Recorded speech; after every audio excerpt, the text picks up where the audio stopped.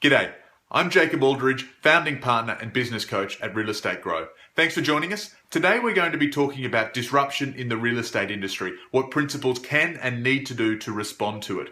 What we're not going to be talking about is technology and going into detail about all the new technologies that are coming out. My passion isn't technology. My passion is creating wealth for real estate business owners so that you can create the legacy you want for yourself, your family, and your office. The real estate business model is changing, but the solution isn't becoming incredibly advanced at your own technical skills. The solution comes back to building great strategy and building the business that you want. Let's get into it. So here's our agenda for today. As you can see, no virtual reality in sight. Here's what we're going to discuss. We're going to talk about wealth. We're going to talk about the enormous amount of wealth in the Australian property sector and how little of it actually makes it through to real estate principals. We're going to have a look at industries that have been disrupted in the past, those that have survived, those that haven't, what we can learn from that. We're going to talk about previous changes in the real estate industry, what created the modern industry and set us up for some dramatic changes ahead. Lastly, we're going to get stuck into some of the strategic choices you can make. As I say, this is not about technology. This is about you and whether you want your business to continue to thrive in the future. And we're going to finish off with a practical exercise, got a nice little checklist so that you walk away from this webinar with not just some lessons, but also some practical, actionable steps. Okay, here we go. So this, as you can see, is a piece of Lego. Now, what I want you to imagine is that that piece of Lego is worth $100,000. Now, I'm going to ask the question, how many blocks of Lego do you think you're going to require at $100,000 each to represent the entire Australian property sector? Let me give you a clue. Have a look around the office that you're in. Have a think about the house that you live in. The Guinness Book of World Records, the largest ever Lego house, was a full-size house, working shower, bedrooms, closets, all of those kind of things, and it required 3.3 million Lego bricks. And that's about right for the answer. The Australian property sector is worth each year $321 billion. So if each Lego brick was worth 100,000, we'd need almost 3.3 million of them to represent the Australian property sector. Now, that's an enormous amount of wealth. I don't go out and talk to many real estate principals who really find that they have created wealth for themselves and their families. They're not getting their fair share of that, despite the fact that real estate agencies sit right at the center of the property sector. In terms of sales, property management, we don't get our fair share of that. In fact, 3.2 million of the 3.3 million bricks, the vast majority, disappear long before they end up in the real estate industry. The real estate industry in Australia is worth about $10 billion each year. Now, that's not chump change, to be sure. If I had $10 billion and was a real estate mogul, I'd be running for US president right now. But the reality is that's not just there for one person. That has to get spread across 10,000 different offices here in Australia, which means on average, each real estate office brings in $1 million per year. Just 10 of these bricks. In 2 quick steps, we've gone from 3.3 million bricks to just 10 worth $100,000 each. And of course, that has to get spread across the average of 7.3 staff members that you've got in the office. What does that mean at the end of the day? Well, it means that if that brick is worth $100,000 and I wanted to represent the average income of a real estate agent in Australia, I'd have a brick so small that if I stood on it in the middle of the night, I'd probably not even wince. There's an enormous amount of wealth out there. As I say, my passion is creating wealth for real estate principals, but the reality is most of us end up with not much. And that's before some of this looming disruption that's facing the industry. What I believe is going to happen is real estate agencies and our principals are going to have an opportunity to move up the food chain. We're going to have the opportunity to grab a bigger slice of that pie, to put more Lego in our pocket at the end of every year, if we choose to move with times, make the changes that we need to, and not just bury our head in the sand. Very, very briefly, here's a little bit of a look at my background in the real estate industry and what that means for the topic of today's agenda. As you can see over here, this was me when I first started out, casual sales administrator, what we used to call a Saturday girl, probably can't do that anymore. Fell in love with the real estate industry at 18 and over time managed to work my way up through the ranks into management. Here I was, Harcourts, Queensland. I was the state operations manager, and from there went and worked at an international business coaching firm called Sherlaws. I had 10 years with them here in Australia, in the UK, across Asia Pacific. And what my co-founder and myself did when we started Real Estate Grow in 2016 is we said, okay, what do we take to learn from the best of the real estate industry and the best of what other industries are doing globally, and how do we bring that into principles in Australia and New Zealand? That's why we're here for Real Estate Grow. And here's what I've noticed. In the 16 years since I started in the real estate industry, property prices in Brisbane, which is where I've been based, have tripled. Has the average income of a real estate agent tripled? Absolutely not.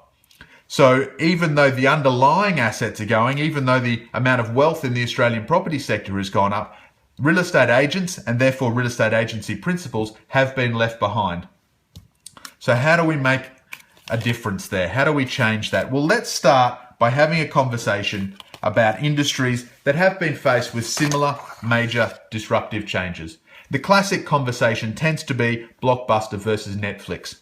Very briefly, what are we looking at here? The top is a history of technology, the invention of VHS, home recording, the invention of DVD in the mid-1990s, and of course streaming, which most of us are familiar with today. And down the bottom you can see some of the business model. Yes, it's about Blockbuster versus Netflix, but really it's about two different industries, video rental stores and online streaming and availability.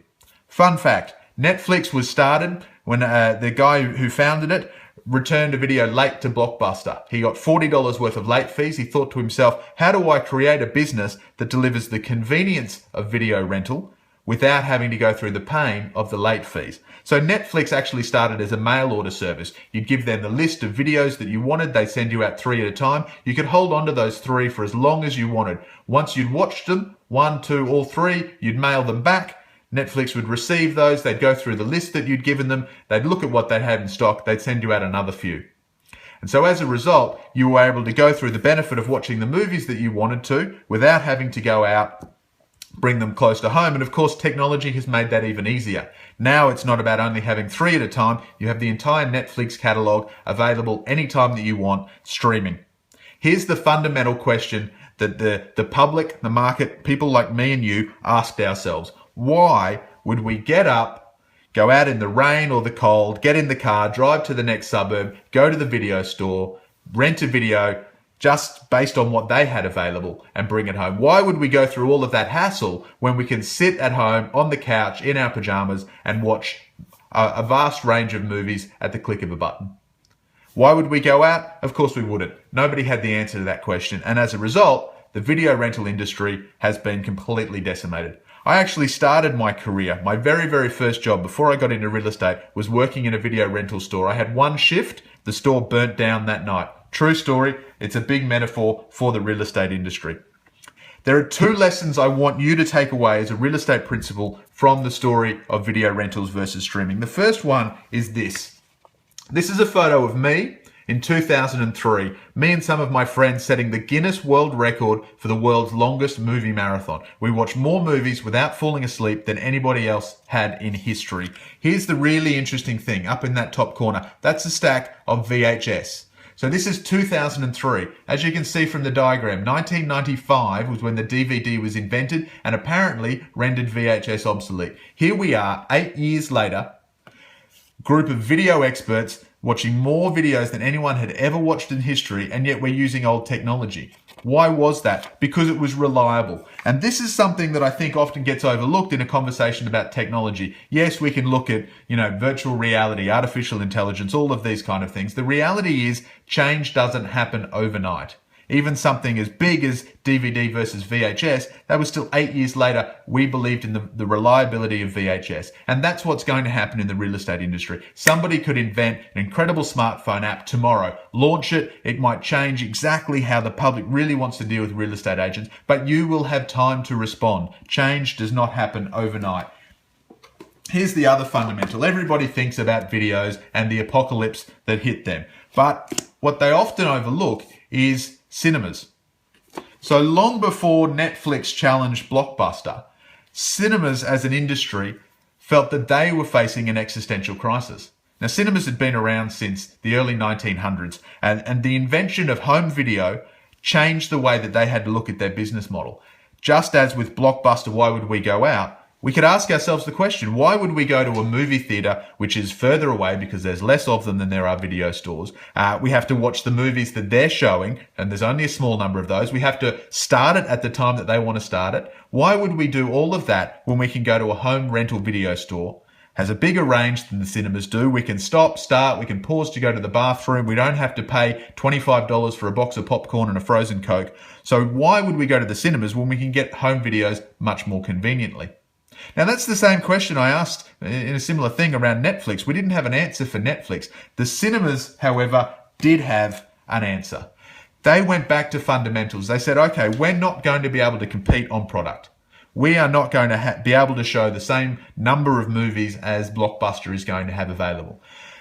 So they went back to the heart of it. What were they selling? And what they realized is they weren't selling just the opportunity to watch a movie. That's what they'd done for 80 odd years. That was not what they were selling anymore. They were selling an experience. And so what the cinema industry did to survive the disruption that they faced was innovated. They innovated the customer experience. They created Jaws. They created Star Wars. They built out the whole concept of a summer blockbuster that you had to go and watch at the same time as all of your friends. They brought in Dolby sound and then surround sound. They invented 3D. They invented 3D again. Nicer chairs. You've now got gold class cinemas where you can go in and someone will bring you a beer 30 minutes into the movie so that you don't have to even get up or think about it. They changed the customer experience in a way that video rental stores did not. And as a result, the cinema industry today is worth $51 billion per annum. It's thriving. It's a bigger industry now than it was when Blockbuster launched in 1985. Blockbuster, which threatened the entire movie cinema business model, has not survived.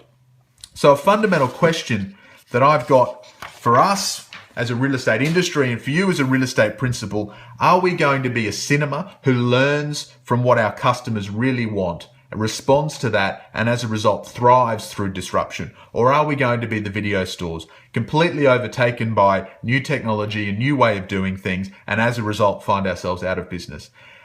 The good thing is it won't happen overnight. We will have time to respond, but I'd encourage you specifically to think about your clients and the four elements of your clients: buyers, sellers, landlords, and tenants. What do each of them want from you? And learn from the cinemas. If you can give a good customer experience, people will pay a premium. And when people are paying a premium, you've got a big opportunity to survive. Okay, let's talk a little bit more about the theory behind disruption. Again, technology is a part of it, but this great study that was done has demonstrated that technology in and of itself doesn't create change. I mean, if disruption was, and we made changes only based on efficiency, we'd all be eating food out of IV drips. There needs to be something else that makes us as individuals, the public, grab a new change and actually shake up an industry. And what this study found was that when one or more of these four elements exist in an industry, it's ripe for disruption. Complex experiences, redundant intermediaries who get in the way, limited access, and broken trust. I'm going to talk first about limited access, and I want to talk a little bit about the history of real estate agencies and where we came from. If I go back to the start of my career, which is on the one hand it was 16 years ago in the year 2000, on the other hand it was only 16 years ago, but we've seen an enormous amount of change. And one of the key things that has changed in that time period is information, and this whole concept of information asymmetry. So let me give you an example by talking about poker. Now, poker's a fairly balanced game. In the basic way that you play, you don't know what your opponent's cards are. Your opponent doesn't know what your cards are. That's balanced. Now, here's the thing. If all of that information was available, if you all knew all of the cards, then it would actually be a pretty boring game to play. There'd be no luck. However, and this is where the concept called information asymmetry comes in. Asymmetrical when one side knows more than the other. So if one side does have all of the information and the others don't, they have a massive advantage. So they can sit here and go, okay, three of a kind, that's not a bad little hand, let's throw some chips in. And you might have that game going back and forth in a normal way. But if we have a lot more of the information, we know that our opponent is sitting on a full house. So we might think to ourselves, well, three of a kind won't beat a full house, we won't bet. And yet, here we are trying to raise the stakes, slowly creeping things up. And why is that? Because we have all of the information. We know that if we can discard that, 4 of a kind, we will clean the pot. So if you have all of the information, then you will find you have a massive, massive advantage in the marketplace. And this is what the real estate industry used to be. Real estate agents used to have all of the information. The public had only limited access to that knowledge. And what that meant was that if you were a real estate agent and you had a property, and you had a buyer who came to you and was looking to buy, you were able to manipulate the information in such a way that no matter what they were looking for, you could nicely confuse them all, and every single time they went looking, you gave them the information that you wanted to give them. Now here's the next key lesson. Information wants to be free. Now that doesn't mean free as in at no cost or no value, but information doesn't like being held. It doesn't like being held by individual experts like real estate agents. And it doesn't like being limited. And so what has happened, certainly over the 16 years that I've been in the industry, is the birth of the internet has released all of this information, and the power now sits with our clients. They can have a look at all of the information. You, as the agent, no longer have the opportunity to just show them what you want to show them. That means that your role has changed. Real estate agents, you know, and the model used to be that a buyer would come to your office, you'd put them in your car, you'd drive them around and look at only your houses and exhaust them to the point where at the end of the day, they would buy one of your houses just to get over and done with. Now, of course, all of that information is out there. A buyer today can get information about pretty much every listing on the marketplace. They can do it anonymously, they can do it in the comfort of their own homes. And in fact, if they want to know more, they will often be more of an expert on your property than you are. After all, you're hopefully selling 4, 6, 8 properties at once. This is the one house that they want to buy. So if they get on, they can find flood maps, historical sales, development applications in the area, reviews of local schools and cafes, crime rates over the past 10 years. They can get on with geolocating and Instagram and find out what the next door neighbour's grandmother's dog had for breakfast. They are going to know an awful lot about that property before they even show up to the open home. Your advantage has been lost. Now, good real estate agents, particularly sales and those who are BDMing in the property management industry, recognise this. They know that their role has changed. Their role is no longer about how do I convince somebody to buy or let my property just by manipulating the situation. They know that their role is twofold now. They need to do marketing and negotiation. So marketing is pretty clear. That's around making sure that you do what you can do to make your property stand out in the marketplace. Making sure that you've got the tricks so that you get the vast number of buyers through. And then, of course, it's negotiation. It's understanding that even though there might be other properties out there that you can't control, a good real estate agent, a BDM these days, is a great negotiator. And that makes sure that the buyers walk away with your property. Limited access used to be a real advantage. But now that information wants to be free, we can no longer live by that. We need to recognize that our buyers are experts. And that means, as a real estate industry, we have been disrupted. We're no longer ripe for disruption as a result of that. Let's look at the next two, complex experiences and redundant intermediaries. These are the two poster children of disruption theory today. Airbnb, which as a logo, I don't really know what they're trying to get at there. It looks like you're crossing your fingers that the keys are where they said they were going to hide. And this is Uber, which again, I don't get the logo. It looks like a dead end that someone's going to drive you down Wolf Creek style. Everyone talks about the Uber for real estate and how it's coming. And I guarantee you there's a number of companies out there at the moment that are trying to be the Uber for real estate. Most of them are investing in the wrong space. Here's why. Why is Uber a great business? Why have Uber and Airbnb? It's mostly the redundant intermediaries, and in particular, legislation. It used to be hard to get a complete stranger to drive you home from the pub and let you sleep on their couch. Now, There's all of this opportunity. And so those intermediaries are no longer there. Why did these businesses succeed? And a lot of people think that they succeeded because they had a pretty app, and that therefore apps are going to disrupt it. If we can just create a better app for real estate, we're going to disrupt it. And that's complete rubbish. The reason why Airbnb and Uber succeeded is because they broke the law on such a massive scale that the law had to change to accommodate them. They recognized that the law was getting in the way of these transactions. The law itself was a redundant intermediary, according to disruption theory. And so if they broke the law big enough, then they would get away with it. The real estate industry has some laws in place, but they're not nearly as massive as the taxi industry or setting up a hotel. The opportunities to mess around with legislation in the real estate industry in the same way that Uber and Airbnb did is not nearly as strong. And as a result, matching Uber for real estate is not going to happen. That does not mean we get away scot-free, of course. Other forms of redundant intermediaries that I like to point out are things like elevator operators. If you've ever watched an old movie where there's somebody whose job it is to push the buttons in the elevator and have it go up and down every day. Now that is a role that really doesn't add value. And value is the key word here. When those intermediaries do not add value, then the industry as a whole is ripe for disruption. So the question you need to ask yourself is, do you add value to your clients? And it's a fair question. Do real estate agents add values to their sellers? And I'd like to think that the answer is absolutely yes. And what that means is that as long as we continue to add value, real estate agents, property managers are not going to be a redundant intermediary. We're going to be a valuable intermediary who is worth the price.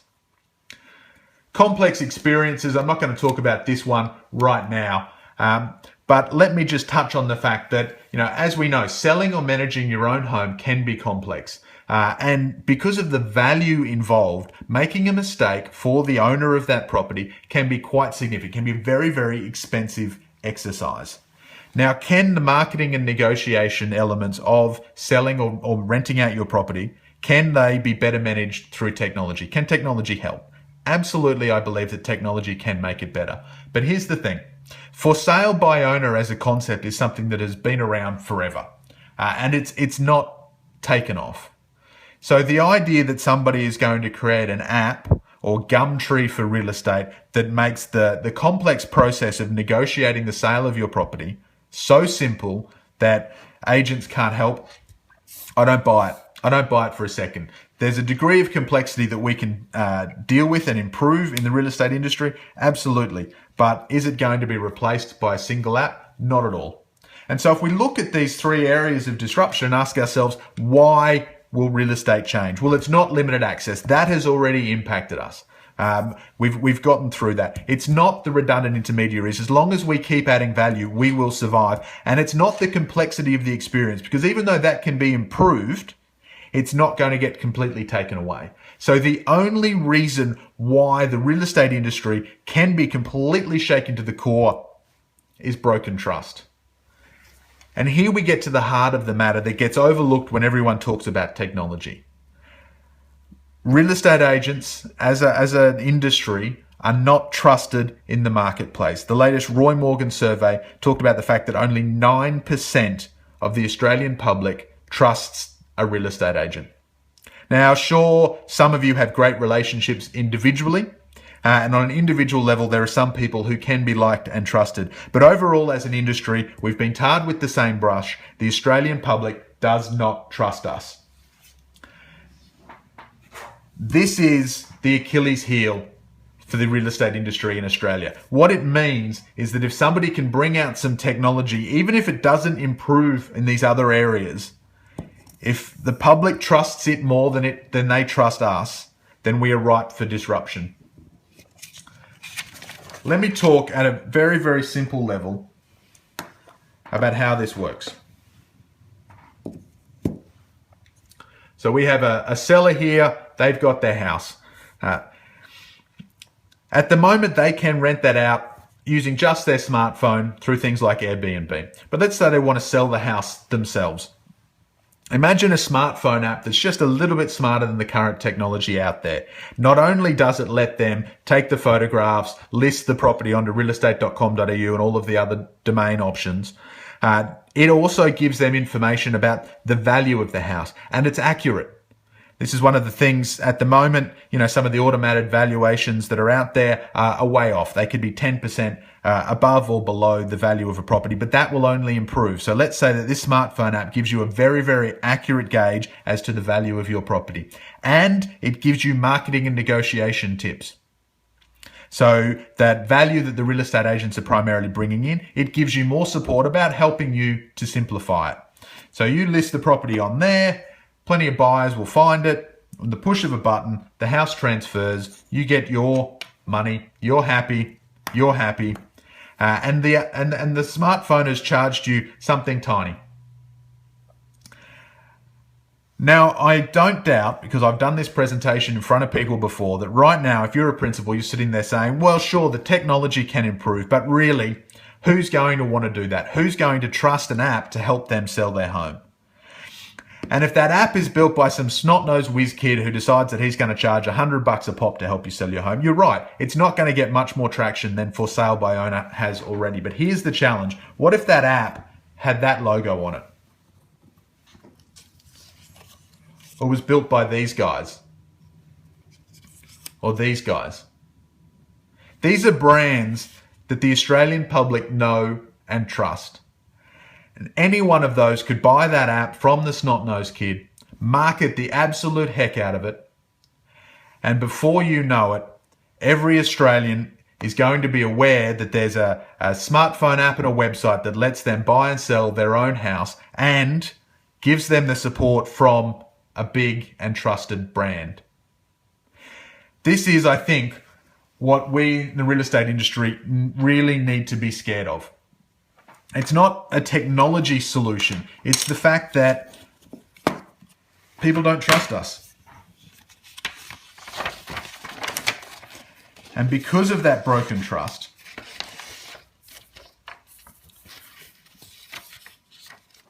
we're facing massive disruption.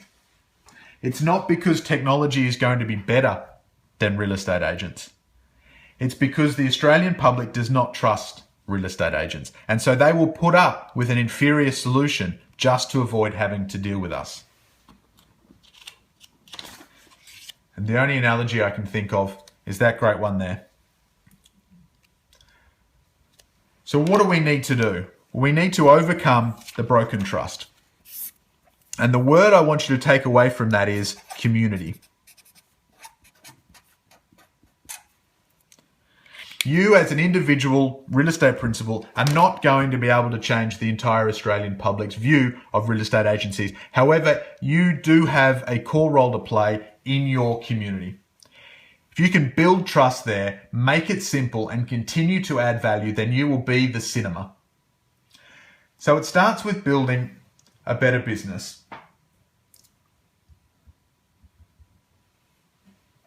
Think about how your business could be different if it had more of a community mindset. Now, it's not just about being bigger, 2,000 properties on your rent roll, sales offices in 12 suburbs, all of that kind of thing.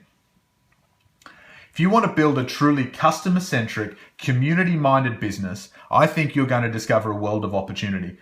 If you can lead with your reputation, if you can be known in your community for knowing and loving your community, then you'll become a portal within that community for everything property related. You won't just be, as we talked about here, nibbling on the edge of all of that wealth. You will truly be at the center of your local community. And this is a work in progress. I mean, I don't have all of the answers as to how that model looks, but imagine if every tradie, every cafe, every social group in your community saw your office as the center of their world. If they loved you because they knew that you added value, that you gave with abundance, and that you were there to support the community, not just to make money and take a commission. If you could build that reputation within your community, then, well, overall, we could change the perception in the public, but more importantly, your community will be far more immune to a Google or a Virgin or an Apple app because they will trust and like you. So let's talk about next steps. if community is at the heart of it, what is it that you can do around that? Well, here's the core. You really have three options. You can leave the industry. This is an option. This is something that I'm seeing more and more principals do, particularly those who've been around for 20, 25 years. They've already faced down the internet. They've survived, but the next challenges are going to be far too great because they're going to require the principals of tomorrow to really look at their business in a much more strategic sense. You could just put your head in the sand, which really means that you're going to leave the industry by default, or you can choose to think strategically. What do I mean by think strategically? Well, here's the exercise I promised you. A little bit of a checklist. And as you can see, 4 categories. These are the 4 categories that are on the back of my business card: leadership, revenue, reputation, and wealth. You as a real estate principal need to have a strategy around each of those. Now, what do I mean by strategy? Before I talk about the details that sit underneath each of them, don't hear big, massive business plan kind of rubbish. You can create a strategy for any of these 12 areas of a real estate business on the back of a beer coaster. It just needs to be succinct, documented, and able to be shared with your team. Let's do a checklist exercise. Leadership. There's 3 elements to leadership. The first is vision.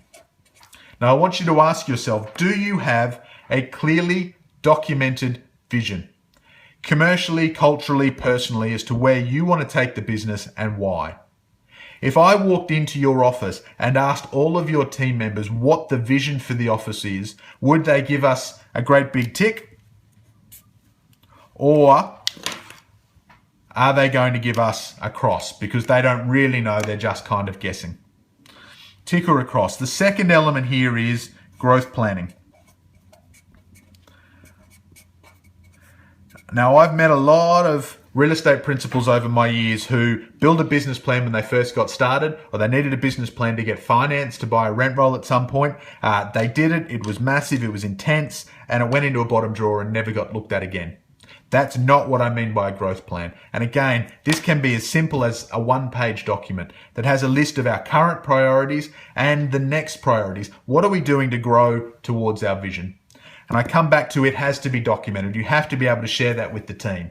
Because if the team don't know what the strategy is, then 2 things are going to happen. 1, they're not going to implement the strategy that you want. And 2, they're going to keep coming at you with more ideas because they're not going to think you're being strategic. So they're going to try and come up with their own concepts, and that's going to frustrate you. So do you have a documented strategy plan? Yes or no?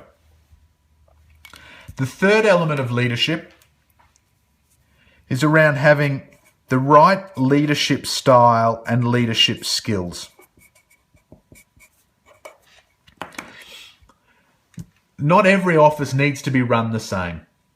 A critical element of growing a real estate business for the long term is understanding the different cycles that your office will go through. Just as a property market goes through different cycles, so too an office goes through cycles, from the hype of startup to the challenges that come when you've been running a business for 8, 10, 15 years. The strategy you need to implement in each of those cycles will differ. And in fact, I talk about looking at all 12 of these at each of the 5 cycles of a real estate business to really help you grow for the long term. But the leadership skills that you need are going to be different as well. It's not about copying what some of the great leaders are doing, particularly if you're at a different stage in the cycle.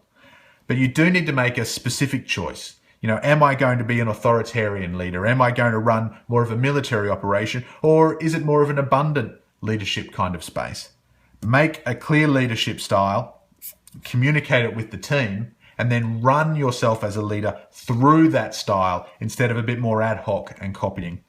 They're the 3 elements of leadership: clear vision, clear growth plan, and making a decision about your leadership style. Revenue, every real estate principal wants to talk to me about this. 3 elements. And the work that my team does with our principals isn't around trying to create all of the details in these for you. It's about helping you as a business owner create a culture of constant improvement, making sure that you know how to run these at all times. You are always recruiting. You may not always be hiring, but you're always recruiting. So do you have a clear recruitment plan? You want to have systems in place. Systems give you far more profitable sales, far more efficient property management. And again, there are some fantastic companies out there that will give you great systems. Our role as business coaches is to get you thinking about how you keep on top of reviewing the systems and technology so that you can keep improving the business with a minimal effort. And similarly, training, we're not a sales training company. There's some fantastic sales trainers out there. What we work with those businesses that need it is to look at your training programs. So ask yourself, have you got a clearly documented training program for all of your staff for the next 12 months? Again, if we walked into the office and asked an agent or a property manager or even your receptionist, what training are you looking forward to over the next year? Are they going to be able to pull out a document and go, here's what I have planned to help me with my career? Or are they just ad hoc responding to invitations from your franchise group, going to some of the bigger industry conferences without having something tailored to their needs? Get those three right, you're going to build revenue, and that lets us really get into reputation. So your reputation now touches on the community. What is your brand? And do you have a marketing strategy that is linked to it? Your brand is not your branding. It's not, well, we're Ray White or we're Harcourts or we're an independent office and we've got these funky colors. Your brand really is the experience your customers have. It's how they describe you when you're not in the room. The real estate industry overall has a terrible brand. Some individual agents have amazing brands. Most offices I talk to don't have a brand strategy. They've got the branding, and they've got a little bit of a marketing strategy, but they don't have a coherent whole. And that means that they're losing market share, they're leaving money on the table because their reputation isn't as strong as it could be. Culture. You've probably heard the saying that culture eats strategy for breakfast. A culture of strategic improvement eats them both for breakfast, lunch, and dinner. You might wonder why I've got culture all the way down here. The reality is every single one of these 12 impacts the culture of your business. But most real estate agencies that I go into need to get some of these commercial fundamentals right before they can focus on building a culture. And again, your culture is not quarterly drinks, taking the team to a franchise awards night. It's the experience your team have when they come to work every day. What makes you famous in your community? How do your team talk about you? And it needs to be documented with things like your purpose, your values, and the behaviors that make you unique. The last of the reputation is relationship skills. At the end of the day, we are a people business. This is one of the reasons why technology is never going to get rid of the real estate agent. But if we don't have clear relationship skills, we're going to continue to struggle. The low-hanging fruit will be taken by technology. And only those agencies who continue to improve their relationship skills will manage to grow. Lastly, my personal passion, which is wealth. How do you create wealth for yourself as a real estate principal? And there's three elements to this to ask yourself about. The first is client loyalty. If you go door knocking in your community, go to a property that was bought through your agency 12 months ago.